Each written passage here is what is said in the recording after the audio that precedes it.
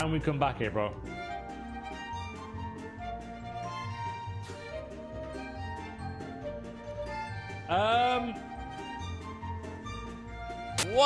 100% a hacker. Here we go. DC hacks. All right. Whoa! What is this? It's like a scratch card. Now, contrary to these FIFA videos, I'm actually not a negative person every single chance I get. In fact, I'm pretty easy to please. Case in point, I enjoyed Cyberpunk 2077, as in the day one release of Cyberpunk 2077. The glitches were hilarious, okay? You would think I'm Negative Nancy's son, Depression Dagnal, with the way I talk about these FIFA games, but the difference between a game like Cyberpunk 2077 and FC25 is that Cyberpunk was a funny bad game. And despite the numerous bugs and glitches, it actually managed to do a few things right, like the creative storytelling, the voice acting, and the random hijinks you could get into. And again, some of the glitches just made the game significantly better. Not to mention, Cyberpunk is not on a yearly release cycle, so even though the day one version got an understandably poor reception, they've continued to roll out updates year after year. So then FC25, on the other hand, is not a funny bad game. It is a sad bad game. There's maybe a few bugs that are a little funny, sure, but more often than not, we're seeing game-breaking glitches that completely ruin any type of competitiveness that you would expect of an esport game, or, you know, something made from a literal billion-dollar company. And of course, we're at that point in the FIFA cycle, the same cycle we've been repeating since FIFA 18, where EA start making more and more mistakes, the meta has been found and people start abusing it because the gameplay wasn't good enough to begin with, and some type of patch gets released that makes the gameplay even worse and everything a lot slower. In my honest review video of FC25, I actually predicted that the game would do poorly, and I listed a few reasons. One, there will certainly be a patch or a series of patches that will inevitably plunge the game into an AI-assisted nightmare that makes the game annoying to play. Two, there will eventually be a new meta that's discovered that will make the game boring to play. No one is spamming the same thing every single game. Yeah, because no one knows how to do anything yet. Just give it a month. You just wait and see. And the third thing is because every single year and in every FIFA, there are EA mistakes, bugs, glitches, slow menus, and bad servers that make the game even less enjoyable. Each of these three things have happened, and they're why the game is falling off at a faster rate than the previous editions of the game. So let's talk about those things, point by point, to show you how this disaster of a game came to be. Starting with EA mistakes. Now, these EA mistakes come in a few different flavors, some of them being gameplay related, like those bugs and glitches, and everything else being non-gameplay related, like content problems. Basically, I'm talking about things that EA did not intend to happen. And starting with those gameplay related mistakes, there's actually one glitch or bug that I've seen way more often this year than any other version. The amount of times that I've seen it this year is ridiculous. I'm talking about the glitch where two players collide with the ball in between them and the ball missiles into the net, no doubt breaking the speed of sound in the process. Now honestly, this would be pretty funny if it did not impact the match. Hell, I wouldn't even be that upset if it wasn't happening so often. But at the moment, this bug is ruining the game more than any other bug in the past. Now, like I said, that bug is probably happening more often than anything else, but are there any other gameplay-related problems? Well, I'm so glad you asked. What about the attacking AI being so horrific that it's gone beyond just bad and into broken? Look at Mbappe here. He has 90 plus attack positioning, he's in his natural role of advanced forward, but he just turns away from the play, presumably to run back to PSG. Now, as I mentioned, there's also non-gameplay related mistakes as well, because as I said, it's just things that EA did not intend to happen. So what better mistake to make than to mess up the one thing that's been halfway decent between the two iterations of the game?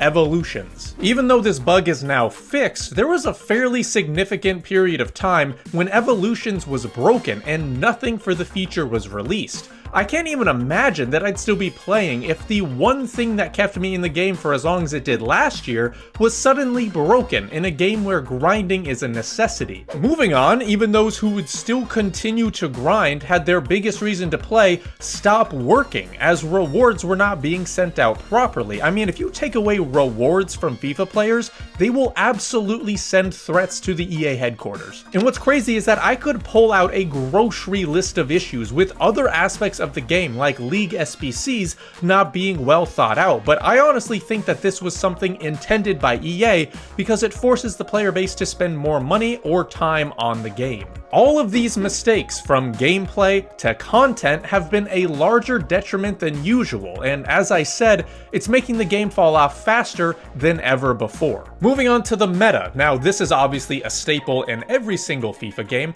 but there are certainly better or worse metas than others. This year, it seems like Travelas, yet again, are the meta, and I'm not sure how this happened exactly, because usually, whenever something is OP or meta in one FIFA, it's gonna be nerfed in the next one. I guess they decided that the bare minimum wasn't worth doing this year and kept that part of the meta alive and well, because, you know, we're all masochists who will keep coming back for more. But for this next part, I actually have to give EA a bit of credit here.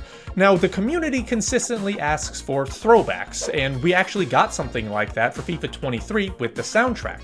So props to EA because they did it again this year, reviving one of the worst metas of all time and making the first time finesse shots while facing away from the goal back into the game. Honestly though, I don't know how this keeps happening, especially when it's not a brand new mechanic. Power shots, for example, were pretty overpowered when they were first introduced, and I can at least wrap my head around that, since it was a new mechanic and balancing was most likely going to be needed. But this first time 180-degree no-scope finesses into the corner? It's like they don't even play test this game and expect every single person to play quote-unquote normal. Well, I'm about to go all white dad on EA right now because newsflash, buddy, not only should you get non-AI, non-NPC real-life humans to play test your game, but your community is not normal.